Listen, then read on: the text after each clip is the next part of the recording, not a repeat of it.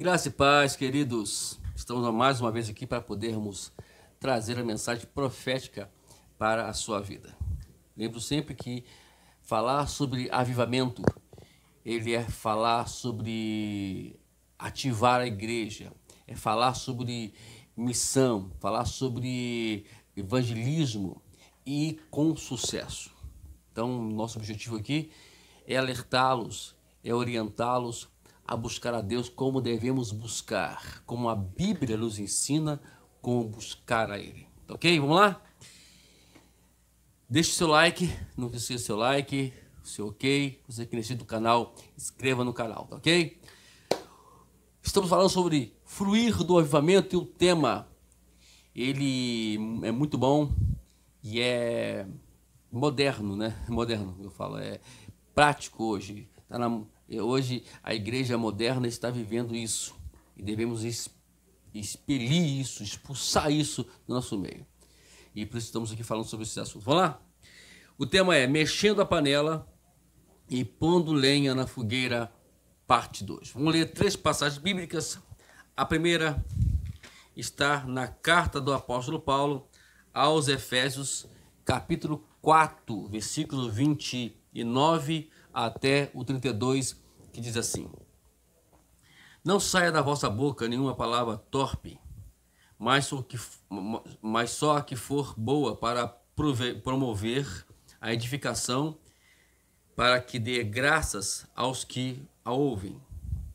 Não entristeçais o Espírito Santo de Deus, no qual estáis selados para o dia da redenção. Toda amargura, e ira, e cólera, gritaria, e blasfêmias, e toda malícia seja tirada de entre vós. Antes, sedes uns para com os outros benignos, misericordiosos, perdoando-vos uns aos outros, como também Deus vos perdoou em Cristo. Então tá aqui.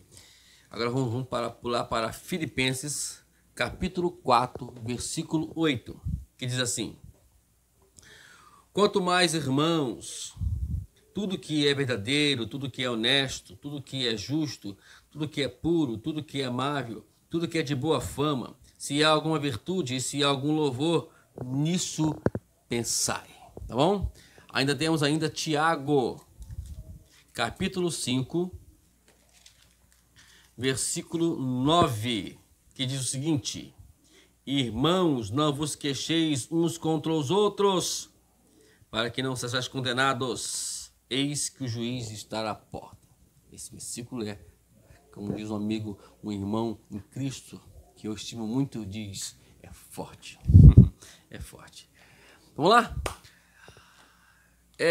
Estamos falando sobre frutivamento, sobre um assunto que infelizmente faz com que a igreja ela não progrida, que é a fermentação, que é a controvérsia, que é os embates, os contras, né? E eu sempre falo que a igreja precisa, você que é crente, você que quer ir para o céu, precisa entender que nós temos que ser crentes mesmos, né? E não ferir esses princípios, que é um dos princípios mais ruins. Então, o tópico aqui hoje, olha o que diz o tópico: a abominação de semear divisão na igreja. É a pior coisa que tem. Nós temos uma passagem bíblica de provérbio, que eu queria até mencioná-la com você novamente, nós lemos aí há tempos atrás. Aí no versículo 16, fala assim: 6 coisas aborrece o Senhor, e a 7ª sua alma abomina. Que seria essa 7ª coisa?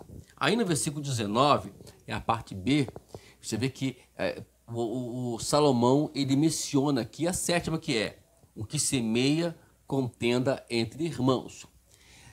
As demais coisas, você vai ver aqui, ó, tanto olhos ativos, língua mentirosa, mãos que derramam sangue inocente, coração que maquina pensamentos viciosos, pés que se apressam a correr para o mal, testemunha falsa que profere mentiras. Essas coisas aborrece a Deus.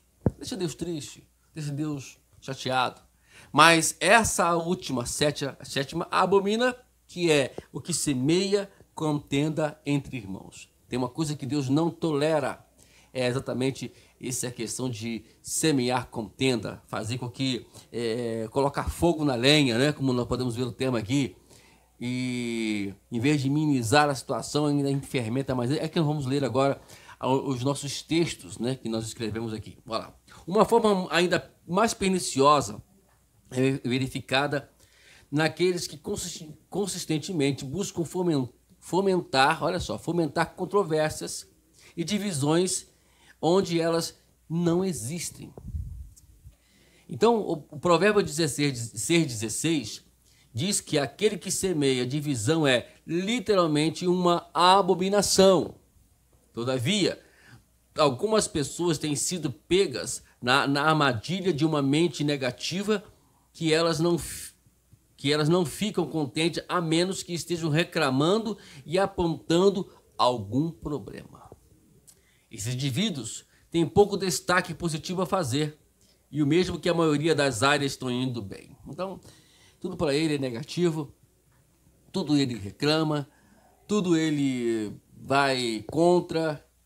Tem aqueles irmãos que parece que vão para a igreja somente para poder infernizar a vida do pastor. Então, vamos tomar muito cuidado com isso, que, quando nós lemos aqui, Deus abomina essas coisas. Pessoas presas a esse padrão estão continuamente reclamando ou infelizes de algo. Mesmo que 8 de 10 pontos estejam bem, pessoas negativas vão repisar os 2 que não estão.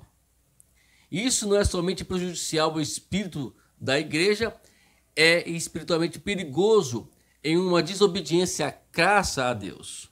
Tais atitudes são totalmente opostas às de um coração guiado pelo Espírito Santo. Você é guiado pelo Espírito Santo? E nós ouvimos muito isso, né? Que nós somos guiados pelo Espírito Santo. Eu tenho o Espírito de Deus na minha vida.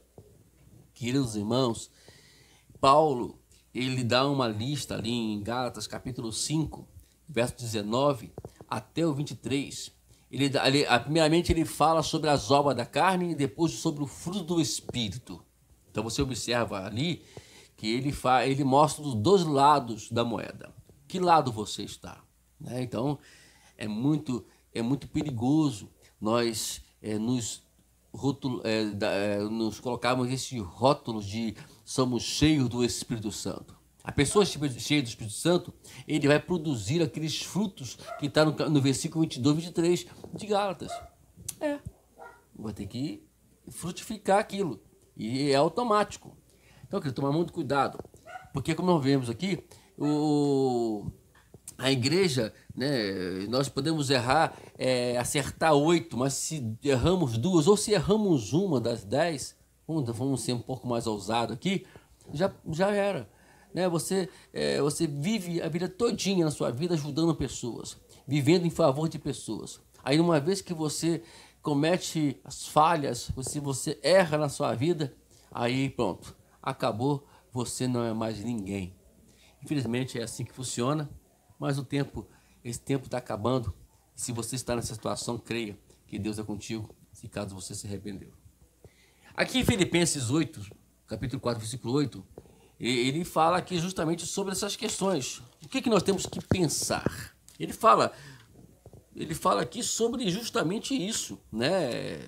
Pensamento, o que rola na sua mente, o que está passando na sua mente. Ele fala, tudo que é verdadeiro, tudo que é honesto, tudo que é justo, tudo que é puro, tudo que é amável, tudo que é de boa fama. Se nisso tudo aqui que nós falamos tem alguma virtude, Paulo fala aqui, nisto pensai. Então vamos aqui grifar aí, colocar em negrito esse nisso pensai, ou você pega a tua Bíblia e você faz assim, como eu estou fazendo aqui, nisso, aí você sublinha ou passa alguma coisa para poder identificar o que temos que fazer para podermos atingir esse patamar com Deus. Em outras palavras, nós recebemos na ordem, a ordem para desviar o nosso olhar das fraquezas dos outros, que todos temos.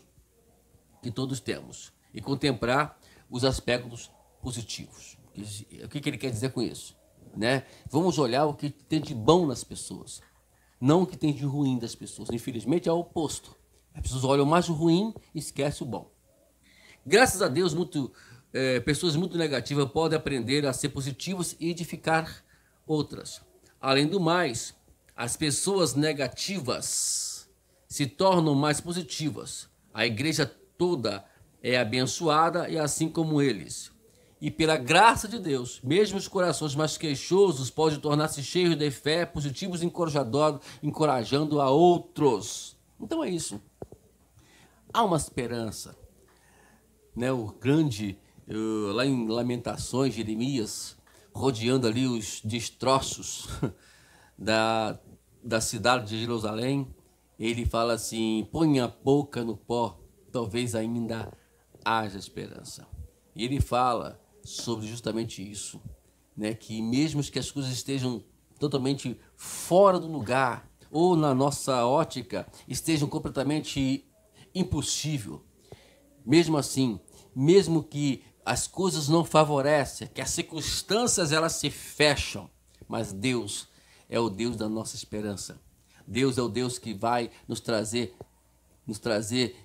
uma luz no final do túnel. É só nós prosseguirmos para o túnel.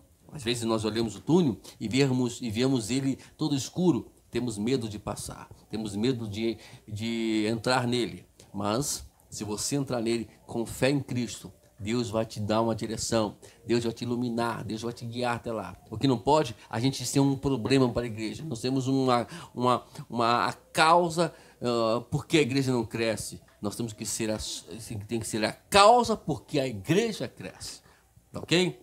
Amanhã, no próximo mensagem, estaremos dando continuidade à última parte desse tema belíssimo, mexendo a panela e pondo lenha na fogueira, tá bom? Amanhã estaremos dando continuidade e tenho certeza que temos mais assuntos para falar sobre isso. Deus te abençoe.